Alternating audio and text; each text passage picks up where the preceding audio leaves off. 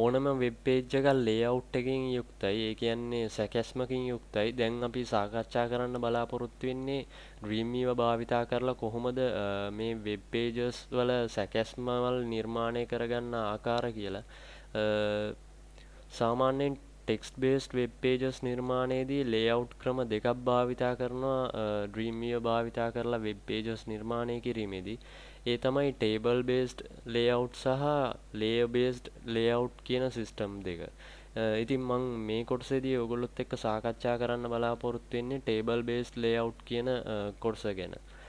ඉතින් මම මුලින්ම ඔයගොල්ලන්ට කියන්න කැමති table based layout system එක තමයි වර්තමානයේ ලෝකයේ වැඩිපුරම භාවිතා වන්නේ web pages නිර්මාණයේදී.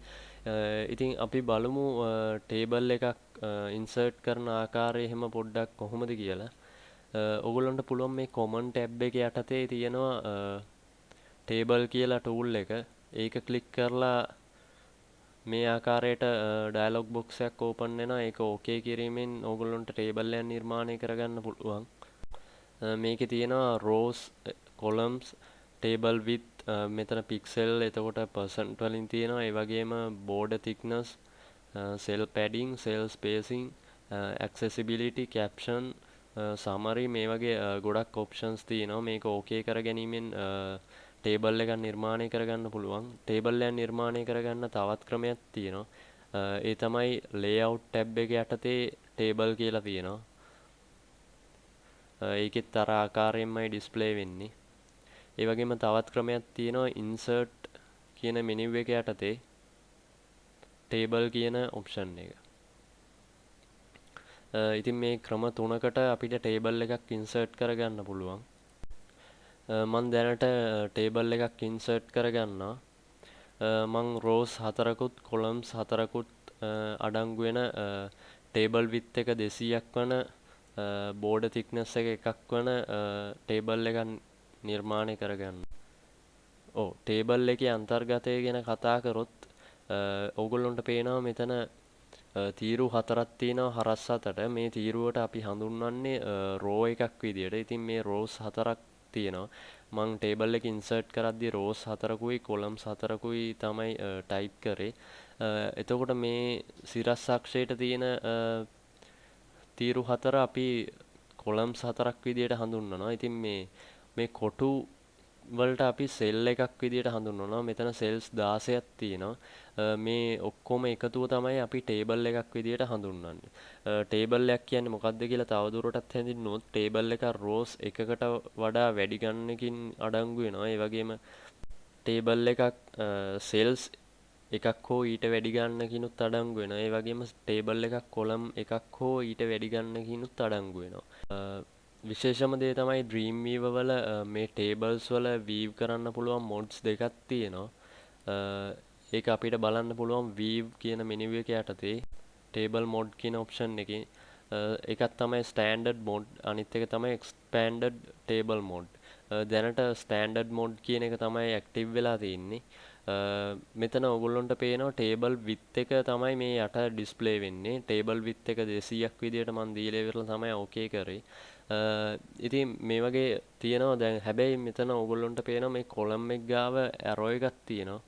ඒකේ options කීපයක් තියෙනවා.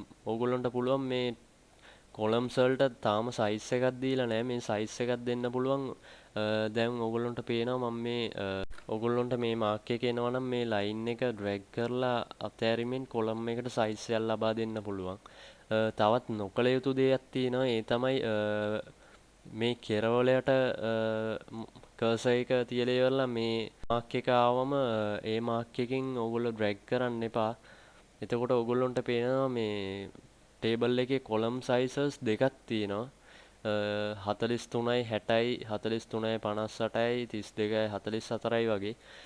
මේක ඇවිල්ලා දෝෂ ඉතාමත් වැඩි table එකක්. මම එහෙම කතා කරන්න හේතුවක් තියෙනවා. ඒ තමයි මෙතන 43 තමයි නියම table column width එක. නමුත් මෙතන 58ක් විදියට display වෙන්නේ මෙතන වරදක් සිද්ධ වෙන නිසා. මේ වරද නිසා ගොඩක් දේවල් වෙන්න පුළුවන්. ඒ තමයි ඕගොල්ලොන්ගේ Dreamweaver software එක තුලදී ඕගොල්ලොන්ට එක පෙනුමකින් table එක පේන්න පුළුවන්. තව browsers වල තවත් පෙනුමකින් table එක පේන්න පුළුවන්. මේ වගේ ගොඩක් වැරදි සිද්ධ වෙන්න පුළුවන්. මේක නිවැරදිව කරගන්නේ කොහොමද කියලා මම දැන් පෙන්නන්නම්. ඕගොල්ලොන්ට අවශ්‍ය නම් කොලම් එකේ size එක වැඩි කරගන්න.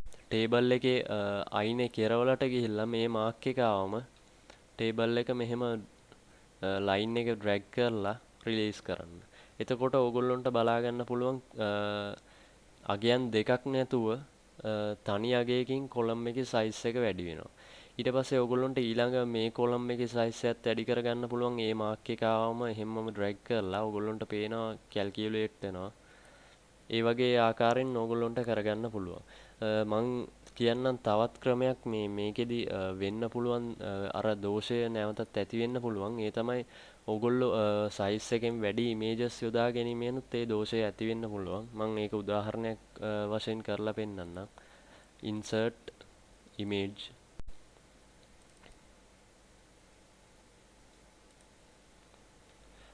මම මේ image එක මෙතන column එකට add කරගත්තා. ඔයගොල්ලන්ට පේනවා ඇති මෙතන දැන් අගයන් දෙකක් ආවා. real size එක තමයි 128. නමුත් 600ක් දක්වා මේක size එක වැඩි වෙලා තියෙනවා. මේ 600ක් දක්වා වැඩි වෙලා තින්නේ මේ image එකේ size එක 600ක් නිසා. මෙතන නමුත් මෙහෙම තිබ්බට ප්‍රශ්නයක් වෙන්නේ නැහැ. නමුත් වෙන ලොකුම දෝෂය තමයි වෙබ් බ්‍රවුසර්ස් විසින් සමහර වෙලාවල් වලට හඳුනාගන්නේ HTML කෝඩ් එක විතරයි. ඉතින් HTML කෝඩ් එකේ අඩංගු වෙන්නේ මේ 128 කියන රියල් සයිස් එක විතරයි. ඉතින් ඒ අවස්ථාවේදී ගොඩක් දෝෂ සහිතව වෙබ් පේජ් එක ඩිස්ප්ලේ වෙන්න පුළුවන්. alignment එහෙම අප්සෙට් විදියට තියෙන්න පුළුවන්. ඒ වගේ ගොඩක් ප්‍රශ්න ඇති වෙන්න පුළුවන්. ඉතින් මේක නිවැරදිව කරන්නේ කොහොමද කියලා මම ඕගොල්ලන්ට කියලා දෙන්නම්. ඕගොල්ලෝ දැන් දන්නවා image එකේ size එක 600යි. ඔගොල්ලෝ කරන්න අවශ්‍ය දැන් මම මේක undo කරනවා. ඔව් දැන්ට 128යි තියෙන්නේ. මම කිව්වා වගේ මේ මාක් එක එන ස්ථානයේ බල්ල ඉවරලා drag කරගෙන යන්න. 600ක් එන තැනදී නවත්තන්න. ඔව් 600ක් ආවා. දැන් මම එතෙන්දී නැවැත්තුවා. නවත්තලා ඉවරලා දැන් මම නැවතත් insert image option එක click මම දැන් image එක දැම්මා. ඔයගොල්ලන්ට පේනවා width එකේ අගයන් දෙකක් නැහැ. දැන් එක අගයක් පමණයි තියෙන්නේ. ඉතින් මේ page එක ඊටමත් දෝෂ රහිත web page එකක් බවට පත් වෙනවා මේ දෝෂ අපි අයින් කිරීම තුලින්. ඉතින් ඕගොල්ලෝ මේ වැරද්ද කරන්න එපා. ඕගොල්ලෝ මේ වැරද්ද නිවැරදි ආකාරයෙන් ඕගොල්ලෝගේ web page එක නිර්මාණය කරන්න. මම ඊළඟ කොටසින් බලාපොරොත්තු වෙනවා ඕගොල්ලොත් සමග සාකච්ඡා කරන්න. tables view කරන්න පුළුවන් අනිත් mode එක. ඒ තමයි expanded table mode එක.